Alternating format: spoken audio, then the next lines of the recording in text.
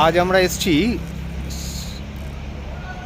Delhi road সংলগ্ন একটা picnic স্পটে, যেখানে আপনারা খুব সহজেই আসতে পারেন। পাটডানকুনি থেকে এখানে আসতে মিনিট 5 সময় লাগে। ঠিক দিল্লি রোডের ওপরে সার্কাস ময়দান, ডানকুনি সংলগ্ন এলাকা। এটা হচ্ছে তার এন্ট্রি পয়েন্ট।